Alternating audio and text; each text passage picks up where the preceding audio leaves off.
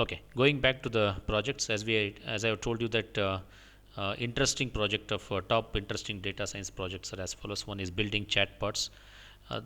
Don't worry about this, programming language. Even though it is mentioned here, Python is required to develop a chatbot, but you can also develop in the language which you are aware. Okay, but Python is best suited to build chatbot. Anybody is good at Python?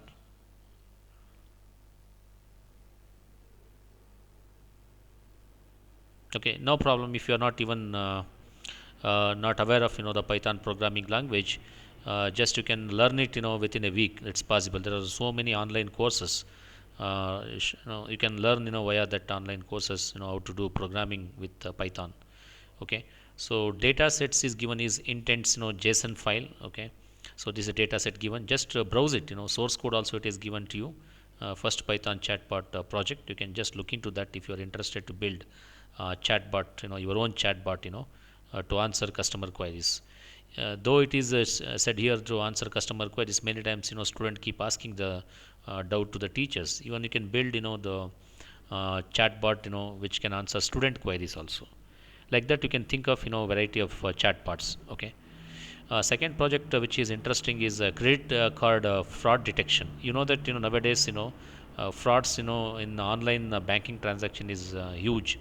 Okay, so how to identify those the credit card the fraud detections, especially people what they do is fraudsters uh, uh, they get the credit card details and they try to do online the transactions and withdraw the money by creating the fake credit cards. Okay, so that kind of the fraudulent detection, if you can develop a project which can detect fraud kind of the credit cards, given the 10 credit cards, you should be in a position, your algorithm should be in a position to identify which one is fraud. Okay, so again for that you can use R or Python language. R is basically data analytics programming language. So along with that you can also use Python language to develop a project that detects frauds, credit card fraud detection. Okay. Okay, that's one thing. And fake news detection. You might have seen nowadays. There are fake circulars. Fake WhatsApp messages. Fake SMSs. Fake videos and fake news, fake blogs. So many things you are seeing fake. In online content. So now you should develop a algorithm here to detect such kind of the fake news, fake messages, fake blogs, fake pages, fake videos. So that's a good area to work with. I think for the current situation. Okay, so try to look into those details again. Python is language required here. You can also use other programming language and give a try to this type of ideas. Okay. Fourth is forest fire prediction. Okay, you might have seen in news also in countries like US and Australia. These are the forest fire are frequently they keep occurring. Okay, in thick forest, these kind of things are frequent happening. So now, can you devise a mechanism to find out the fire prediction in advance? Okay, so using this idea, you can come out with your own ideas also to identify the fire in a forest quickly. Okay, so again you can use your own programming language to develop these type of projects. Next is fifth project is classifying the breast cancer. You can see that this is also one of the interesting projects related to medical field, medical domain. Yeah, not only you detect the breast cancer, you can also detect various types of cancers like tumors present in human brain, or you can human mammogram. With reference to that, you can classify a variety of the breast cancers. uh, Presently hot topic is the COVID. You might have seen that COVID also, the virus, what you've seen, it comes with variety of the COVID virus, maybe the SARS virus or influenza. So those kind of the virus classification also can be done. That's also a very good project. Only thing is you should get the images related to this breast cancer or COVID related images, MRI images or the X-ray images, and using those images your algorithm should be in a position to classify them as whether it is a SARS or whether it's an influenza or cold or COVID-19. Such classification projects you can do it here, and this classification definitely it will help the doctors and other the pathologist, to make decisions, quick decisions. Okay, so that's one of the good project which suits the current requirement. Okay. Again, here Python it is said here as a programming language, but you can also use MATLAB to do the classification project. Okay. Next is driver drowsiness detection. This is also one of the hard project nowadays.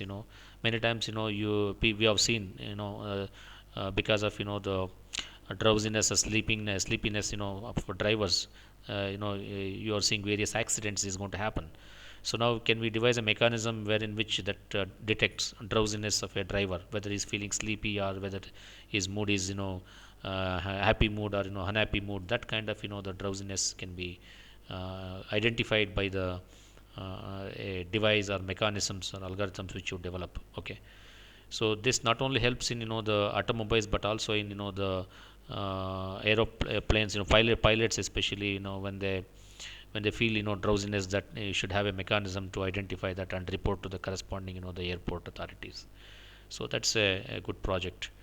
Nowadays, trend is the recommender kind of systems. Probably if you have visited any shopping malls, or any other theaters, next time when you go there, it'll the your you will get a notification on your mobile saying that these are the movies you watched earlier, and next time these are the movies that tools are going to recommend to you.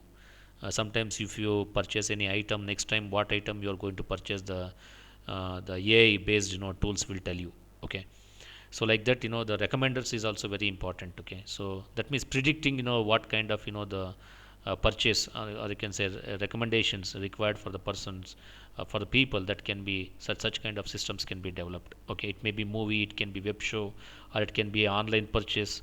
You might have seen in Amazon or Flipkart, the while buying the date the items what you purchase, it will be stored in their database, and next time when you log into those the online shopping sites, it will suggest you what products you likely to buy currently. Okay, so that kind of recommender systems also you can design as a part of project based learning.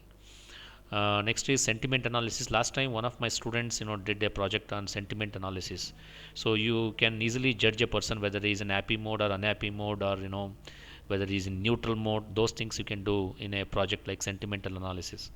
So again, you should collect variety of database and predict the based on its past history.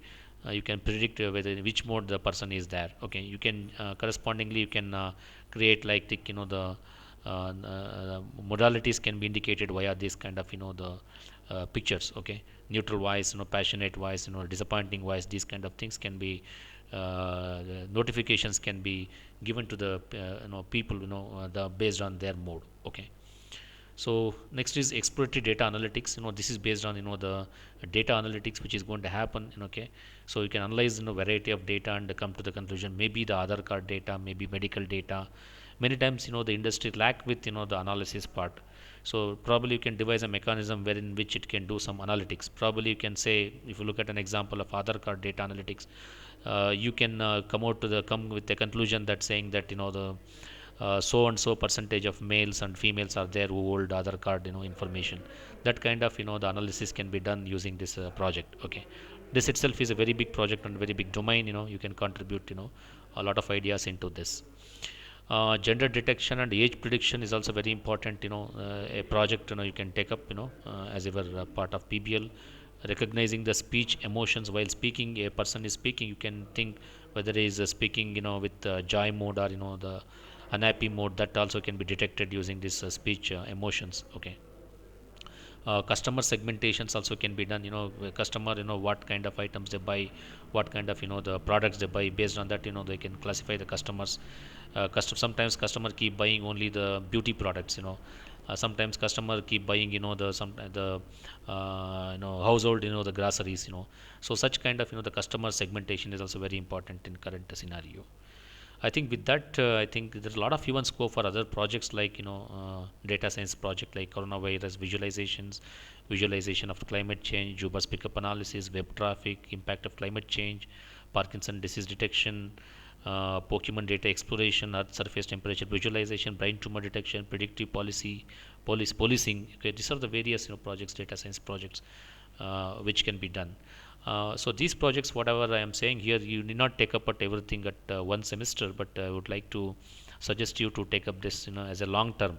Probably you can take one or two project in the current semester, and remaining projects you can plan for the upcoming semester. Okay, so these are the things which I want to share it with you before I proceed to the today's class. Any questions before I move on to the other topics?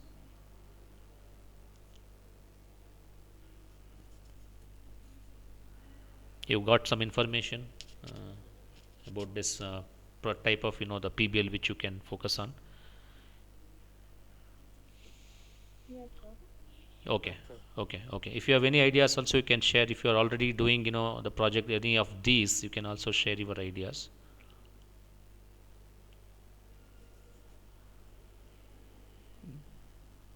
Anybody is doing a project related to data science?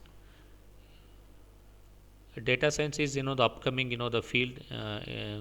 Probably if you complete your undergraduation, there is a scope for doing post graduation on data science. There are IITs and Indian Institute of Science. They have come up with this data science course also.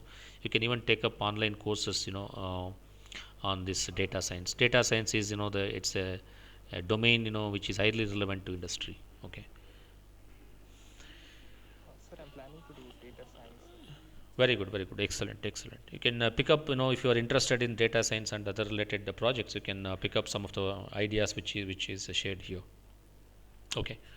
As I told you, this should be a long term project, need not be short term. Okay, short term you cannot do all these things, all these projects. Maybe you can plan for a long time, probably by the end of your degree, you should be in a position to do at least 5 to 6 projects, which I have listed out here.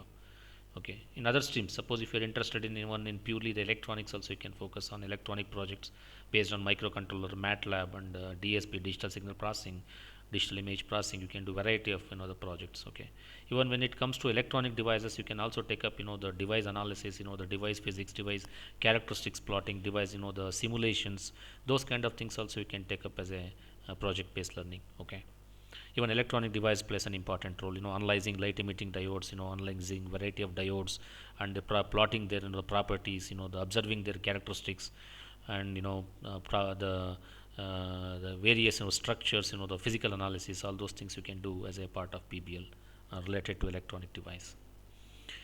Okay, so I think I've given little information about this PBL. With that, I will try to move on to the topic that we have left out in the last class. I believe that I have started with Hall effect.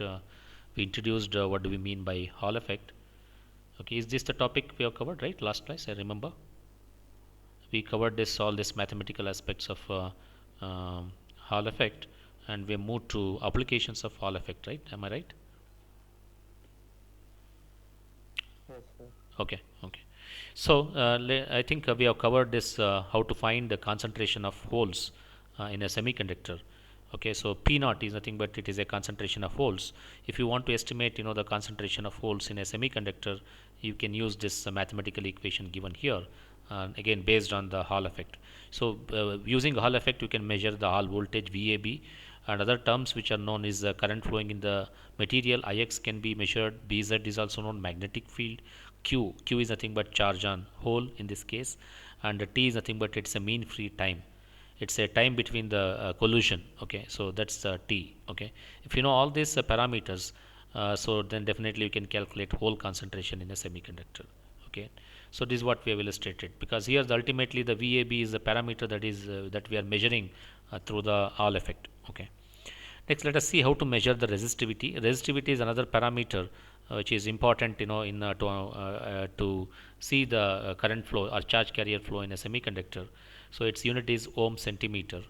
Let us see how to measure this resistivity using Hall effect. So if a measurement of resistance is made, the simple resistivity formula rho can be calculated using this. Resistivity in ohm centimeter is equal to resistance times the width into length divided by L. Okay, so this is going to be the formula that we need to use. So again here this W into T can be transferred to the denominator, which comes below L, and formula for resistivity is resistance of a material divided by length of the material that we are considering into the area, or you can say width into thickness. So if you know this parameters, resistance of the material, length, and area of the material that we are considering, then definitely we can measure the resistivity of the uh, uh, conductor semiconductor. So this in turn can be written as VCD divided by Ix. This is from the plot, diagram what we have shown from the picture.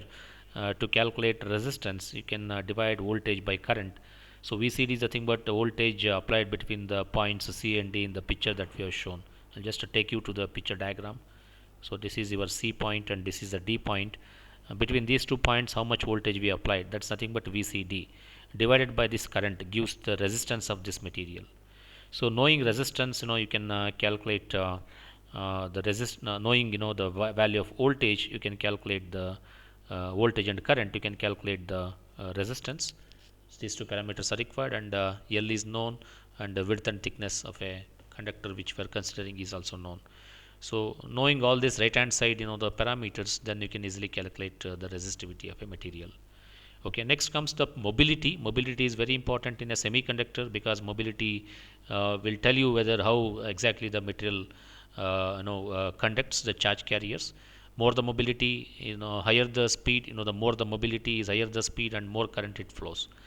Now mobility, let's recap the equations that we use for mobility in terms of conductivity. Conductivity is nothing but 1 by resistivity. So resistivity equations already we have defined here earlier. You can see that same equation we are taking. Where is that resistivity? Just previous to that we have defined. Yeah, here. Okay. So I think previously we have defined in earlier classes that resistivity equation I am considering here. 1 by resistivity is nothing but the conductivity, which is given by Q times mu P times and P naught. Q is the charge on electron, mu P is mobility of the hole, P naught is the concentration of holes. Now we can cross multiply this. Mu P you can retain here, then you can transfer this Q and P naught to the left hand side. So you get mobility equation as sigma conductivity times conductivity divided by Q times P naught, hole concentration. So we know equation for hole concentration, which is 1 by Q times RH. RH is Hall coefficient.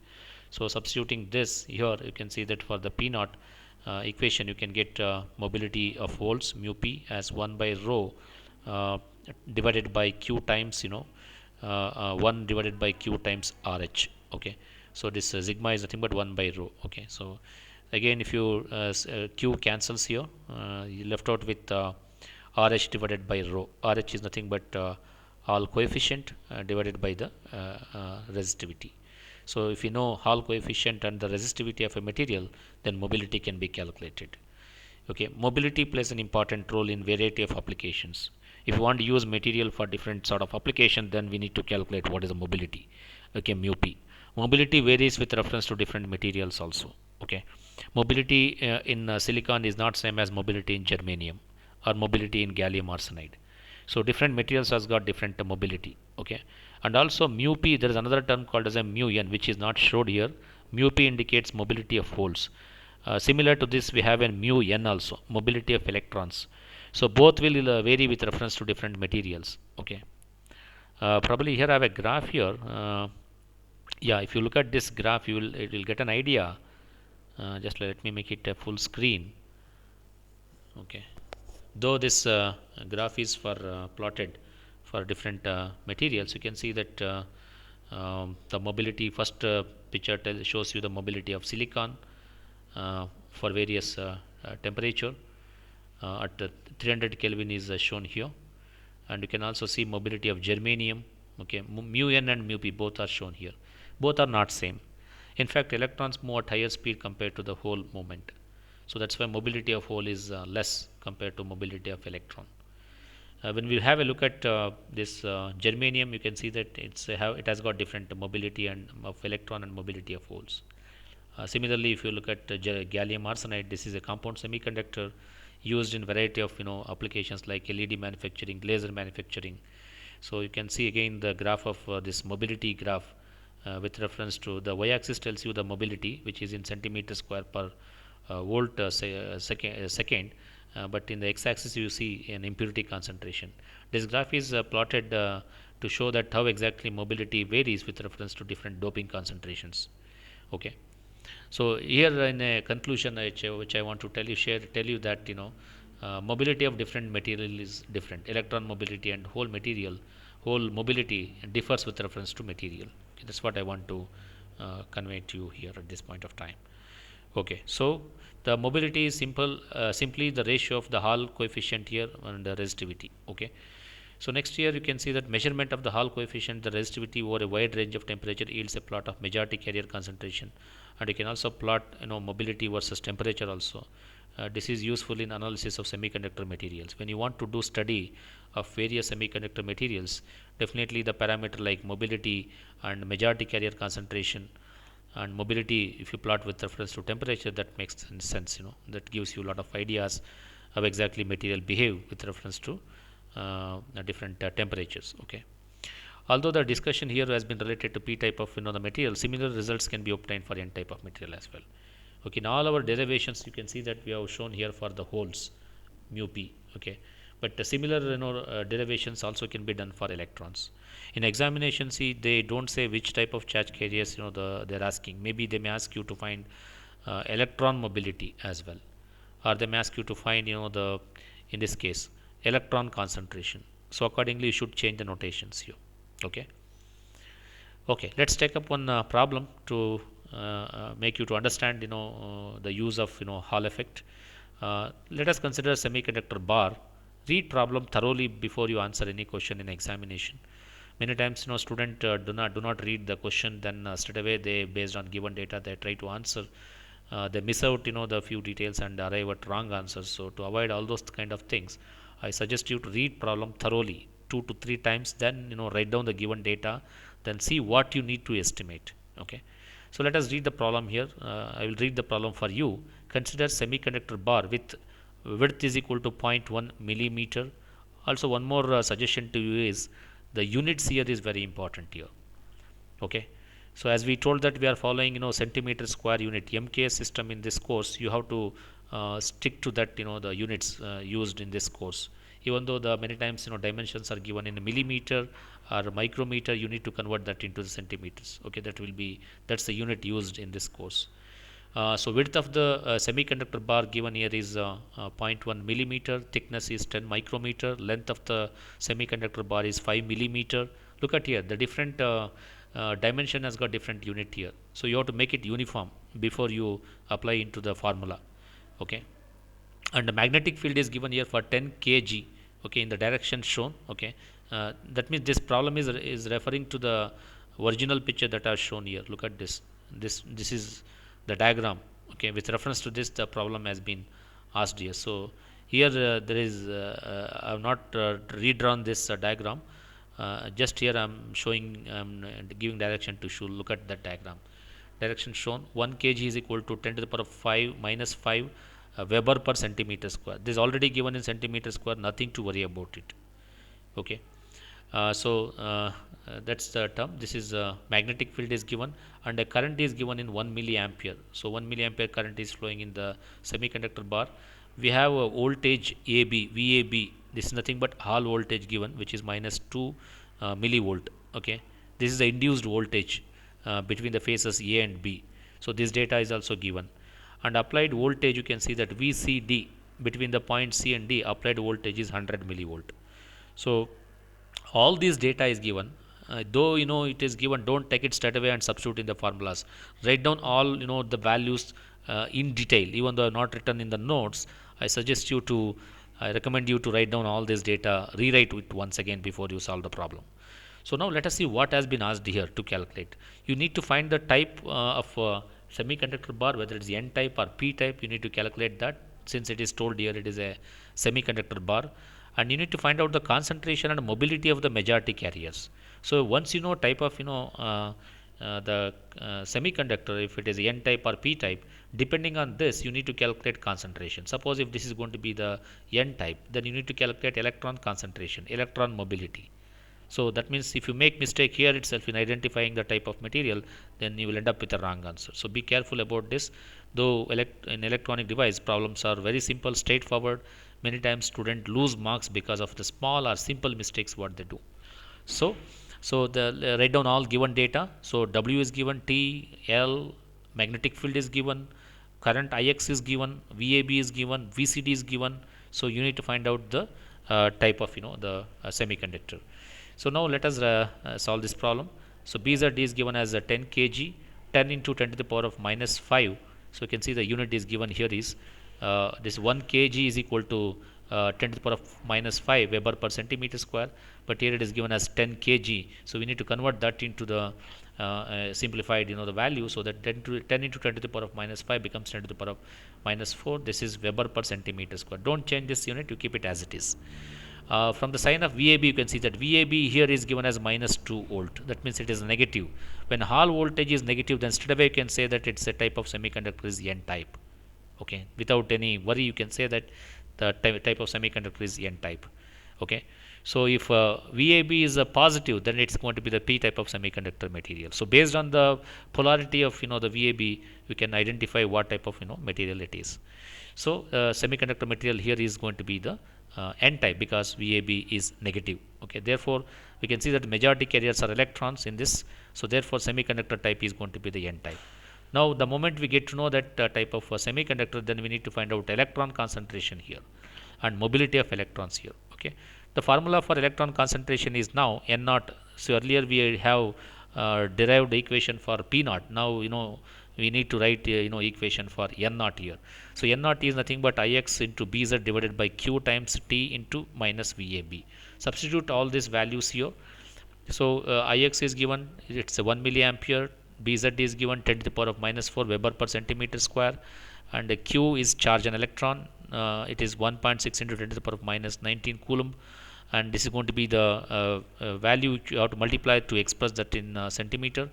So and lastly we have here VAB, which is given as 2 millivolt here. So you just multiply this with the 2 millivolt, and if you solve this, simplify this all these values, it gives you 3.125 into 10 to the power of 17 per centimeter cube. So this is the this T is given as 10 to the power of minus 3. You can see the T thickness.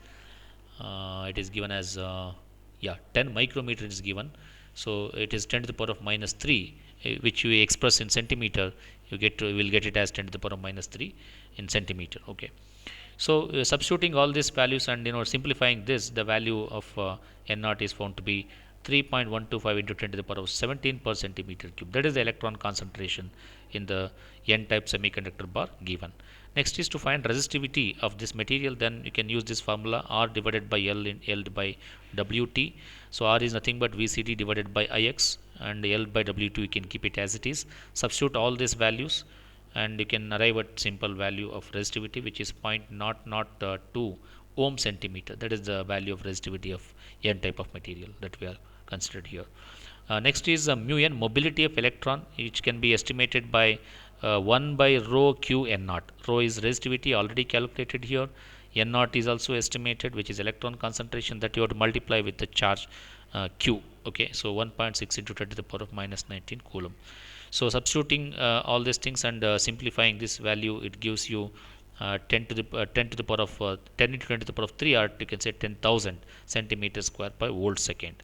So this is the mobility of N type semiconductor that is given in the problem, centimeter square per volt second. So I think you got an idea after solving this problem what type of problems will be asked in examination.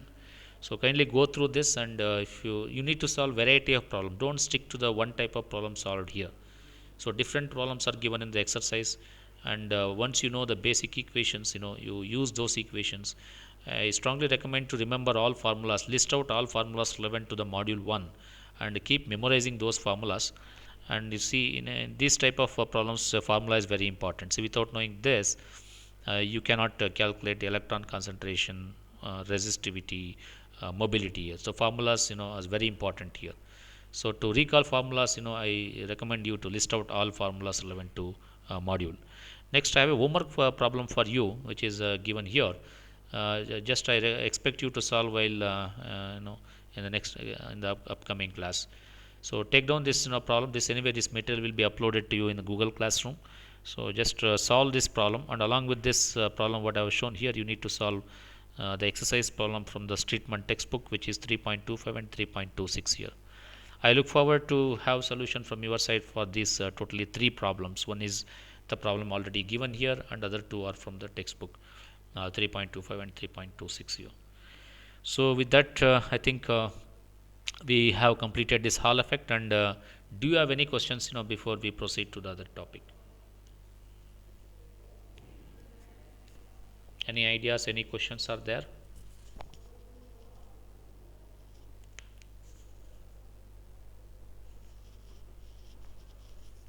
Yeah, the platform is open to the students. Do you have any idea? Any questions or doubts related to this topic? So Hall effect is very important topic. In examination frequently this topic is asked. Questions related to this topic. Either they may ask you to explain Hall effect phenomenon, then you can end up with this all these equations with Hall effect phenomenon. Many times they may ask you problems also straightforward. So problems related to finding the concentration of electrons and holes, resistivity, mobility, so many measurements are there. With reference to these problems will be asked in examination. So be prepared for all these things. Again, as I stressed here, you should not stick to one type of problems. You should solve a variety of problems. Okay, so with that, and if you don't have doubts, let me move on to the one topic, small topic, which I have left out in earlier classes, which I want to cover up in today's class: effect of temperature and doping on mobility. So this topic, though it's relevant to the conductivity and mobility, so I thought to cover in today's class. So effects of temperature and doping on mobility. So in all our in the entire module 1, our main focus is on mobility of charge carriers, because that decides the speed of the current. More the mobility, more current it will result here. Now we will see here in this topic what will be the effect of temperature and doping on the mobility. That means if we raise the temperature, how mobility will change, or in other way, if you vary the doping concentration, how exactly mobility changes here. So with reference to these two topics, so we need to arrive at the mobility variation with the temperature and doping changes here. Now if you recall all equations that were derived for the mobility so far with reference to conductivity and resistivity, we have one equation here, mobility is equal to mu n. Uh, Mu n is equal to qt divided by mn star. Q indicates it's a charge on electron, T bar indicates it's a mean free time, Mn star indicates it's a conductivity effective mass of an electron. So these terms we have discussed in earlier class also. So for your information, I am just rewriting this formula once again. So this is one equation which which relates mobility with collisions, mean free time between the collisions, and even effective mass of the electron here. So that's one relation. Another relation what we have with reference to mobility is going to be the mobility is related to the electric field and the velocity, average velocity. Because in entire solid material, so each electron will be moving at different velocities here. So it's very good to consider the average velocities instead of considering a velocity of single electron. So therefore this double a shape here shows that this is an average velocity here, and electric field is going to be in x direction. So the mobility is related to the velocity of the charge carriers, average velocity of the charge carriers, and the electric field applied. So based on these two, mobility can be varied. So the each term is defined here. You can see that average velocity, and the Ex indicates electric field in the x direction here. So unit of mobility is centimeter square per volt second. So this is the mobility. Per centimeter square, how many the charges are moving. So that's what the mobility will tell you here. So there are other relations with the mobility and conductivity. This formula will give you relates mobility and conductivity. Sigma is the conductivity, it's directly proportional to the mobility. More the mobility, more the conductivity, mobility will be more. So that's a formula. So it is in turn dependent on electron concentration and charge of electron here. So next there is a relation between current density and mobility. So current density Jx is equal to Q n times mu n times Ex. So current density is proportional to the mobility as well here. That means more the current density, the mobility will be more, or vice versa also it is true. More the mobility, more will be the current density here. So all these relations what I was shown here, it is applicable, we have shown for only electron, but in a semiconductor there is even contribution of both electrons and holes. Therefore, this formula can be modified for both electrons and holes. So, the equation for current density for both electron and holes in terms of mobility is given by Jx is equal to q into n into mu n plus p into mu p, that multiplies with the electric field Ex in the x direction. So, n here is electron concentration, mobility of electron is shown as mu n, plus p is hole concentration, mobility of holes is shown as a mu p. So, this is total current density in a semiconductor material is given by this equation here. Now, let us see this here now mobility how it gets affected. So, that is what our topic tells you here. So, we are going to discuss here mobility with reference to change in temperature and change in doping, how exactly mobility get affected here. Now, let us focus on here two types of uh, scattering mechanisms that affects the mobility. The one of them is going to be the lattice scattering. We have seen this in earlier classes which you have labeled as LS, that influences both electron and hole, okay, mobility as well. So, scattering keeps happening in the solid material, okay. So, now what type of scattering will happen here? One is lattice scattering, other one is going to be the impurity scattering here.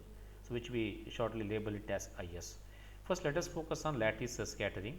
So, the carriers, that means electrons and holes moving through the crystal is scattered by the vibration of lattice resulting from temperature. We have shown this diagram couple of times. You can see here the vibration of the atoms at its static positions. You can see that here at higher temperature, this is a crystal lattice, silicon crystal lattice we have shown here. This circles here what you are seeing across the silicon atom is nothing but it indicates that this particular atom is vibrating, okay, due to the rise in temperature here. So, each and every silicon atom you can see here, observe here, it is vibrating at its own position here, okay. These thermal vibrations, okay, will cause the electron to get scattered here, okay, because when electron is moving, say as an electron started its journey, and it is if it is intended to move in a straight fashion like this, but due to the thermal vibrations here electrons are tend to change its direction and it can move in different direction here. You can see here the electron has disturbed by the thermal vibration of the silicon atom and it has changed its direction here like this, okay. This is one type of scattering that happens in the semiconductor material. That kind of scattering is called as lattice scattering here. In any solid material, the atomic lattice vibrates, that is we have seen because of increase in temperature. If the temperature rises above 0 Kelvin, these are called as the thermal vibrations, okay. Even at elevated temperature, these vibrations keep occurring, keep happening, and that causes lattice scattering. So, when electron charge carriers in general, not only electron but also holes, the lattice scattering occurs when an electron collides with a vibrating lattice and causing it to change its direction here. This is also applicable to holes as well, okay. Temperature dependence of the lattice scattering. Scattering rate or scattering events is proportional to 10 to the power of 3 by 2. That means, as temperature increases, then thermal vibrations also increases. When thermal vibration increases, the probability of lattice scattering also keeps increases. When the lattice scattering increases, definitely it reduces the mobility of electron or mobility of holes in general. Okay, this is what happens with reference to the mobility and the lattice scattering here. Okay. Next, if you look at other scattering, which is impurity scattering, the reverse things will happen in impurity scattering here. This is at a smaller temperature, lower temperature. So, the carriers like electrons and holes scattered due to the crystal defects. You know that whenever we want to make NRP type semiconductors, we dope it with pentavalent and trivalent impurities here. Those impurities will cause this lattering impurity scattering here. So, those impurities are they are called as ionized impurities because they share electron with the silicon atom. Because of Coulombic forces, this will affect these forces exhibited by this the impurities will change the electron and hole direction here. So, more time when the electron, because this happens at lower temperature. So, because of lower temperature, more time the electron is spending near this ionized impurities. When it spend more times because of these impurities they are having excess electrons here, there is possibility of changing the force here exhibited by these impurities, especially the Coulombic force will change the direction of electron here. This is what happens with reference to the impurity elements or doped semiconductors. Doping dependence, impurity scattering becomes more significant at higher doping concentration. When the doping level is very high, at that time we will come across this impurity scattering, especially doping greater than 10 to the power of 15 to 10 to the power of 16 per centimeter cube, this impurity scattering is going to be more. More doping or more dopants, higher probability of impurity scattering, even though at lower temperature.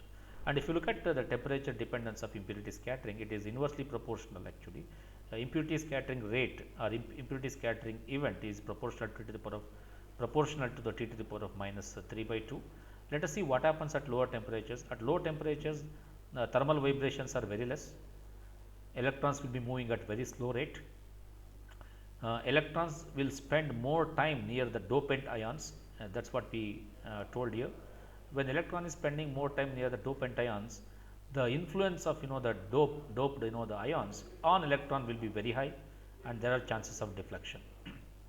When the electron get deflected, their mobility will certainly get decreased. So opposite things will happen when we go for higher temperatures here. Okay, mobility get increases, but higher temperatures here. Okay. So if you look at this formula, though we have discussed here two types of scattering and their mobility dependence, there can be even other types of the scattering, but we can arrive at a mathematical relation like this. So mobility is due to the two or more scattering mechanisms, which adds up inversely as per the equation given here. 1 by mu is equal to 1 by mu 1. This mu 1 may be the mobility due to the say lattice scattering. This mu 2 may be the mobility due to the impurity scattering. This it get added up inversely like this in the equation whatever we have defined here. So the impurity scattering is shown here. This is what the impurity atom, arsenic. Okay, so this is an ion because it shares electron with silicon. 4 adjacent and 1 electron is free here. This exert force on this electron, and the electron get deviate at low temperatures here. Okay, electron is spending more time near this impurity element like arsenic. Okay, when it spend more time, this coulombic force of this arsenic ion will change the direction of electron movement, and electron get deflected. Okay, instead of moving straight forward like this, in the absence of this arsenic, it is moving in a deflected direction like this. Okay. Temperature dependence of this, again if you look at plot a mobility versus the temperature, impurity scattering which happens at lower temperatures, you can see that impurity scattering is less. As temperature increases, you can see impurity scattering also keeps increasing. But you can see that at lower temperatures actually mobility is less. Okay, at low temperatures there is less mobility, so mobility keeps increasing. As impurity scattering effect keeps increasing, the mobility also keeps increasing. On the other hand, if you see that at higher temperatures here, so mobility is very less again. Okay, so mobility is very less because of lattice scattering effects here. Only at mid range here you can see that the mobility is going to be very high. Okay, this range here. Okay, so this graph will tell you the effect of the temperature on the mobility here with reference to two different types of scattering effects here. Okay, that's all for today, and I think we have covered Hall effect, and we have discussed even effect of the temperature and doping on the mobility. And now the platform is open to you. If you have any questions, I can take up few before I wind up today's class.